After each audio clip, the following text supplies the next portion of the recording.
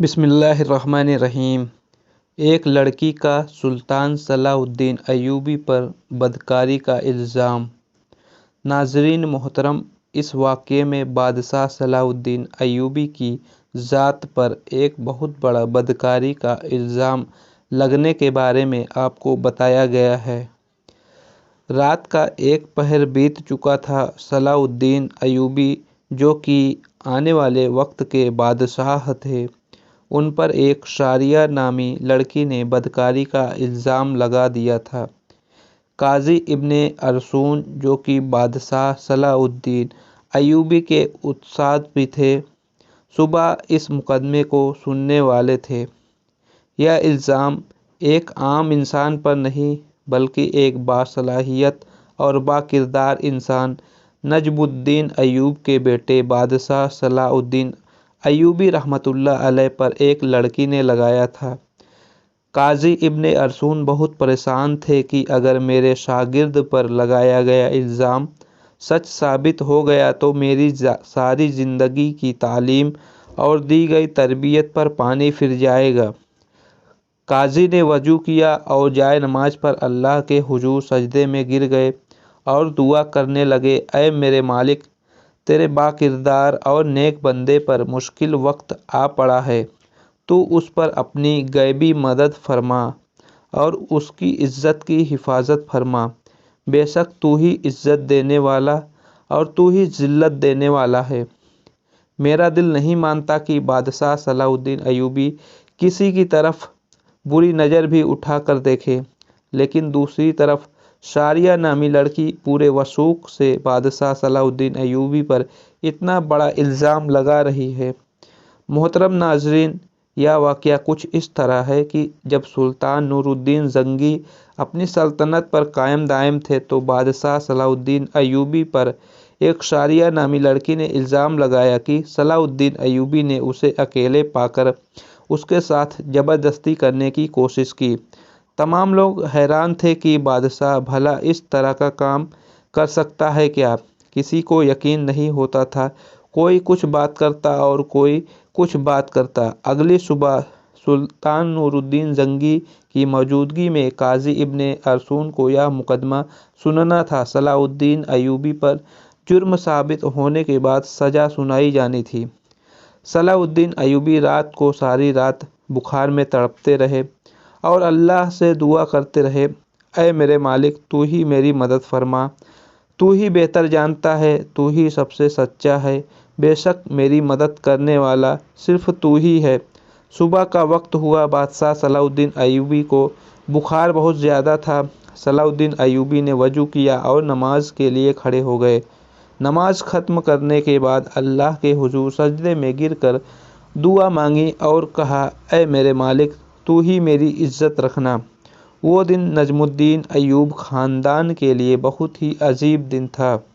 لوگ بڑی بےتابی سے اس لمحے کا انتظار کر رہے تھے کہ جب بادشاہ نور الدین زنگی کے موجودگی میں قاضی ابن ارسون اس مقدمے کو سنیں گے اور بادشاہ صلاح الدین ایوبی کے ساتھ کیا ہونے والا ہے۔ کیونکہ اس وقت بھی کچھ لوگ نور الدین زنگی کے خلاف تھے جبکہ کچھ لوگ نور الدین زنگی کے ساتھ تھے، اس لیے لوگوں کے ذہن میں مختلف سوالات تھے۔ سورج طلوع ہو چکا تھا۔ سلطان نور الدین زنگی اپنے دربار میں آ چکے تھے اور ان کے بائیں جانب قاضی ابن ارسون کا تخت تھا۔ نیچے صلاح الدین ایوبی ہاتھ باندھے کھڑے تھے۔ تھوڑی دیر کے بعد قاضی نے فرض جرم پڑھ کر سنایا اور فرض جرم پڑھنے کے بعد قاضی بادشاہ صلاح الدین ایوبی سے مخاطب ہوئے اور کہا کہ تمہیں اپنی صفائی میں بولنے کا پورا حق ہے۔ قاضی کی بات ختم ہوتے ہی بادشاہ صلاح الدین ایوبی رحمۃ اللہ علیہ نے قاضی سے مخاطب ہوتے ہوئے کہا، قاضی صاحب، جس لڑکی کو میں نے دیکھا تک نہیں، اس کے ساتھ کچھ برا کرنے کے بارے میں سوچ بھی میں کیسے سکتا ہوں؟ یہ سنتے ہی قاضی صاحب نے حکم دیا کہ شاریہ نامی لڑکی کو حاضر کیا جائے۔ جب وہ لڑکی دربار میں حاضر ہوئی تو لوگوں کی حیرت کی انتہا نہ رہی، کیونکہ اس لڑکی کا سارا جسم ڈھکا ہوا تھا اور صرف آنکھیں بڑی مشکل سے دکھائی دے رہی تھیں۔ بادشاہ صلاح الدین ایوبی سمجھ نہیں پا رہے تھے کہ جس لڑکی کو میں نے دیکھا تک نہیں، اور وہ مجھ پر اتنا گھناؤنا الزام کیوں لگا رہی ہے؟ مجھ سے آخر ایسی کون سی غلطی ہوئی جو اس لڑکی نے مجھ پر اتنا بڑا الزام لگا دیا؟ قاضی ابن ارسطو شاریہ نامی لڑکی سے مخاطب ہوئی اور پوچھا، بتاؤ صلاح الدین ایوبی نے تمہارے ساتھ کیا کیا؟ تو اس لڑکی نے کہا کہ میں اپنا بیان پہلے دے چکی ہوں، مزید ایسی باتیں کر کے میں اپنی عزت اور خراب نہیں کروا سکتی۔ بخار بہت زیادہ ہونے کی وجہ سے صلاح الدین ایوبی کا چہرہ زرد ہو رہا تھا اور ہاتھ کانپ رہے تھے، زبان پر بھی لرزہ طاری تھا۔ دیکھ کر مجمع کو یہ لگ رہا تھا کہ صلاح الدین ایوبی بے قصور نہیں ہیں۔ سلطان نور الدین جنگی بڑے غور سے یہ سارا ماجرا دیکھ رہے تھے۔ پورے دربار میں سناٹا چھایا ہوا تھا۔ لوگ بڑے غور سے صلاح الدین ایوبی اور اس لڑکی کی باتوں کو سن رہے تھے۔ بادشاہ صلاح الدین ایوبی نے اس لڑکی سے کہا کہ کیا تمہیں اپنے رب سے ڈر نہیں لگتا کہ تم ایک بے قصور انسان پر اتنا بڑا الزام لگا رہی ہو؟ لوگ سمجھ رہے تھے کہ سلطان نور الدین جنگی کا بھتیجا ہونے کی وجہ سے صلاح الدین ایوبی اگر مجرم قرار بھی دیے گئے تو سزا سے بچ جائیں گے۔ صلاح الدین ایوبی نے قاضی سے کہا کہ جب ہم کسی بھی مسئلے کا حل نہیں نکال پاتے تو ہم پھر اپنے اللہ کی طرف رجوع کرتے ہیں، اور میں بھی اس لڑکی کو کہتا ہوں کہ اگر یہ اللہ کو حاضر اور ناظر جان کر اللہ کی قسم کھا کر یہ کہہ دے کہ اس کا الزام سچا ہے تو میں وہ بھی گناہ قبول کر لوں گا جو مجھ سے ہوا ہی نہیں ہے۔ یہ سنتے ہی وہ لڑکی صلاح الدین ایوبی کو بغور دیکھنے لگی۔ وہ بادشاہ صلاح الدین ایوبی کی حالت سمجھ چکی تھی۔ تھوڑی دیر بخوبی دیکھنے کے بعد لڑکی چیخ چیخ کر رونے لگی اور کہا، میں تمام مجمع کے سامنے اللہ کو حاضر و ناظر کر کے کہتی ہوں کہ صلاح الدین ایوبی بالکل بے قصور ہیں، سارا گناہ میرا ہے۔ یہ سن کر سارا مجمع حیران ہو گیا اور اس لڑکی کے چند الفاظ نے مقدمے کو الٹا کر دیا۔ اتنے میں سلطان نور الدین جنگی دہشت سے اپنی کرسی سے اٹھے اور اس لڑکی کو کہا کہ کیا تمہیں پتہ ہے کہ اس کا الزام تراشی کے تمہیں کتنی بڑی سزا مل سکتی ہے؟ تو اس نے کہا، ہاں مجھے معلوم ہے کہ اس کی مجھے کتنی بڑی سزا ملے گی۔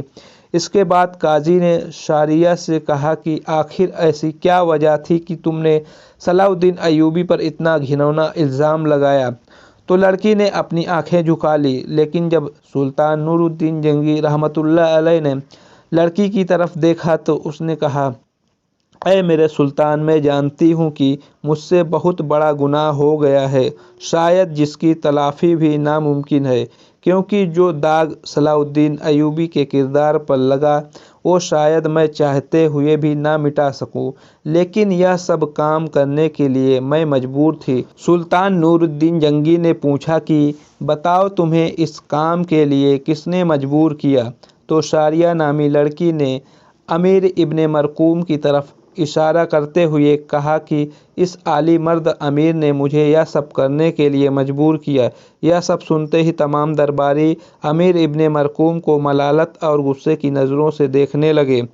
امیر ابن مرقوم اپنی جگہ سے اٹھا اور بڑے دبدبے کے ساتھ کہنے لگا، یہ لڑکی جھوٹ بول رہی ہے، میں بھی صلاح الدین کی طرح اس کو جانتا تک نہیں۔ نور الدین جنگی نے کہا کہ کل معلوم ہو جائے گا کہ کون بے گناہ ہے اور کون گنہگار۔ اس کے بعد سلطان نور الدین جنگی نے شاریہ نامی لڑکی کو اپنے کمرے میں بلایا اور پوچھا کہ بتاؤ اصل ماجرا کیا ہے؟ لڑکی نے کہا کہ ایک جنگ میں میرے ماں باپ مارے گئے تھے اور میں اس ظالم امیر ابن مرقوم کے ہاتھ لگ گئی تھی۔ یہ مجھ پر بے انتہا ظلم کرتا تھا، بے حد تشدد کرتا تھا۔